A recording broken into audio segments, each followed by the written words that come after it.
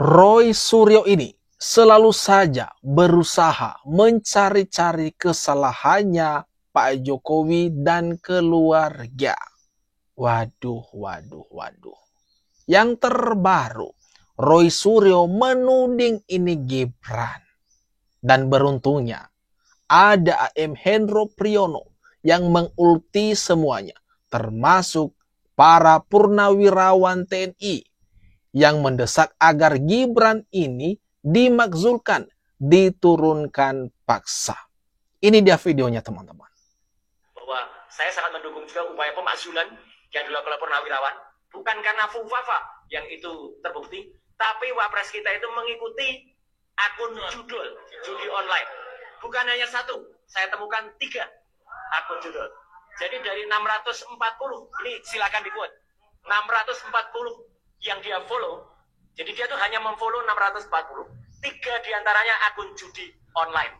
Kalau diadain ini teman-teman, kompetisi mencari-cari kesalahan orang lain, Roy Suryo CS ini juaranya. Bayangkan, tudingan baru Roy Suryo ini terhadap Mas Gibran. Bahkan hal ini telah dibantah loh. Dibantah oleh Setwapres yang mengatakan kalau akun tersebut diduga telah diretas atau telah diperjualbelikan. Awalnya akun tersebut tidak memuat konten-konten seperti yang dituduhkan oleh Roy Suryo. Kemudian ada juga riwayat kalau akun tersebut telah berulang kali berganti nama. Kemudian masa ya Roy Suryo menyalahkan Mas Gibran kalau akun tersebut mengubah namanya sendiri, kemudian mengubah isi-isi kontennya tersebut. Seharusnya yang bertanggung jawab adalah pemilik akun tersebut, bukanlah orang lain. Tetapi demi mencari-cari kesalahan Mas Gibran, Roy Suryo terus saja nyerang dan nyerang. Menurut saya, Prof, ini yang harusnya berpikir jernih adalah yang muda-muda, yang jangan membawa nama besar seperti Pak Tri Sutrisno, itu kan umur 90 tahun tahun ini. Jadi ya sudah banyak keterbatasan. Seperti saya juga gini kan, 80 tahun, apalagi 90. Ya, dampaknya apa itu kan nggak terpikir. Kemudian kalau kita perhatikan orang-orang tua seperti saya sama teman-teman saya ini, ngomongnya kan diulang-ulang. Makanya saya jagain Pak ini teman-teman dia, ingetin saya jangan diulang-ulang. Di sini, ingetin. Di sini AM Hendro Priyono sangat tegas terhadap orang-orang yang berteriak paling keras, yang koar-koar, nyerang Mas Gibran untuk dimakzulkan dari jabatannya sebagai wakil presiden RI. Dia mengatakan di sini, generasi tua TNI, jadi orang-orang yang sudah pensiun itu, purnawirawan itu, jangan lagi diseret-seret ikut politik praktis. Nah benar, bijaknya memang seperti itu seharusnya. Itu juga kita lihat begitu mestinya ya kita sama-sama menjagalah. Jadi jangan sampai orang-orang tua kita ini diseret-seret kepada sesuatu pemikiran yang berbeda, yang bisa membuat mereka yang bertanggung jawab dalam hal ini administrator negara terganggu. Jadi kan Pak Prabowo ya pernah waktu itu bilang waktu kampanye kapan ya saya lupa tanggalnya, tapi ada ngomong bergabung saja sama saya atau jangan mengganggu. Saya kira itu artinya ya dalam ya. Kalau kita tidak mau bergabung ya jangan mengganggu gitu. Nah, mungkin teman-teman juga mengingat waktu itu Presiden Prabowo pernah mengatakan gabung saja, atau kalau nggak mau gabung ya udah nggak usah ganggu. Ingat loh, Presiden Prabowo dan Wakil Presiden Gibran itu satu paket, dipilih langsung oleh rakyat.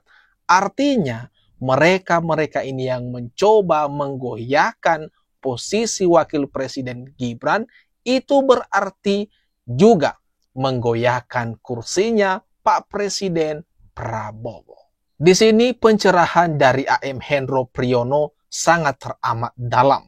Semoga saja orang-orang ini, para purnawirawan TNI, Roy Suryo CS, dan gerombolan kelompok orang-orang di sana itu paham dan tobat dalam waktu dekat ini. Keputusan Mahkamah Konstitusi, pasangan Prabowo Gibran sebagai presiden dan wakil presiden terpilih periode 2024-2029. Jika ada pihak yang masih belum puas dan legowo dengan keputusan MK tersebut, kami menghimbau untuk tidak mengorbankan kepentingan rakyat yang lebih besar. Rakyat menginginkan agar negaranya damai, rukun, bersatu, adil, maju, dan sejahtera. Kekecewaan segelintir pihak terhadap hasil. Inilah AHY dan Demokrat, sikapnya sudah jelas. Tidak mendukung aksi-aksi yang berusaha menggulingkan pemerintahan Presiden Prabowo dan Wakil Presiden Gibran Rakabuming Raka. Di sini ucapan atau pidato dari Ketum Partai Demokrat AHY atau Agus Harimurti Yudhoyono benar-benar tegas. Bagi kalian-kalian yang suka teriak, makzulkan Gibran, turunkan Gibran, sudahlah. Simpan itu mimpimu, karena nggak bakalan terkabul. Ketika ada kaitannya dengan wakil presiden, ketika ada kaitannya dengan Jokowi, hal-hal yang sifatnya pemakdulan, saya kira satu-satunya partai politik yang paling bahagia pastilah PDIP. Satu-satunya partai politik yang paling bahagia. Kalau misalnya Gibran ini dimaksudkan adalah PDIP. Nama PDIP akhirnya terseret-seret juga nih teman-teman. Bahagia itu memang rasa-rasanya PDIP. PDIP. Misalnya ketika mendengarkan salah satu elit PDIP, Bang Hugo Pereira mengatakan ini akan dibacakan di paripurna. Sementara kalau Golkar beda dong. Wah, ini prosesnya sudah panjang, sudah taat konstitusi dan seterusnya. Yang ingin saya katakan adalah ketika ada kaitannya dengan wakil presiden, ketika ada kaitannya dengan Jokowi, hal-hal yang sifatnya pemakdulan, saya kira satu-satunya partai politik yang paling bahagia pastilah PDIP. Nah, yang kedua. Waduh.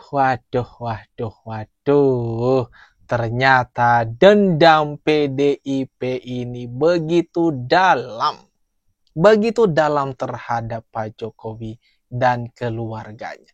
Sampai-sampai ini elit PDIP mendengar kalau para purnawirawan TNI telah mengirim surat ke DPR dan MPR RI mengatakan, wah bagus ini, harus segera dibawa di sidang paripurna. Lah, kau buru-buru amat ya? Apa yang disampaikan oleh Bang Kodari, Bang Syukur, belum baca, belum sampai suratnya, ini kan jawaban-jawaban normatif. Di negara kita kalau sudah bicara tentang DPR, elit berkehendak, besok pun itu jadi barang, Bang. Kun fayakun, semudah kita membalikkan telapak tangan. Kan kita melihat bagaimana korespondensi historisnya. Ada revisi yang terkait dengan undang-undang pilkada. 7 jam selesai. Tanpa dibaca. Undang-undang ketok magic, abang dah. Nah, itu dia. Ini yang paling masuk akal. Dan di sini tentunya Roy Suryo CS, PDIP, Purnawirawan TNI, dan orang-orang besar di belakang isu ini harus kecewa berat. Jangan ngarep kalau Gibran ini bisa dimakzulkan. Simpan saja itu mimpi kalian. Kemudian lagi mengenai polemik ijazah Pak Jokowi yang dituding-tuding palsu, kemudian diserang juga skripsinya, siap-siap saja. Yang ada ibaratnya senjata makan tuan. Itulah ibaratnya dan yang akan terjadi dalam waktu dekat ini. Kemudian lagi ada nih perkataan dari penasehat Kapolri yang mengatakan kalau kasus tudingan ijazah Pak Jokowi itu palsu akan banyak nama-nama yang bakal jadi tersangka. Bahwa pemakzulan itu harus presiden atau wakil presiden misalnya korupsi atau melakukan perbuatan tercela atau melakukan pelanggaran berat itu baru. Ya negara ini kan negara besar yang memiliki sistem ketatanegaraan. Ya diikuti saja proses sesuai sistem ketatanegaraan kita. Bahwa ada yang menyurati seperti itu dinamika demokrasi kita. Biasa saja, biasa. Pak Jokowi menganggap biasa. Dan menganggap itu dinamika politik, dinamika demokrasi yang ada.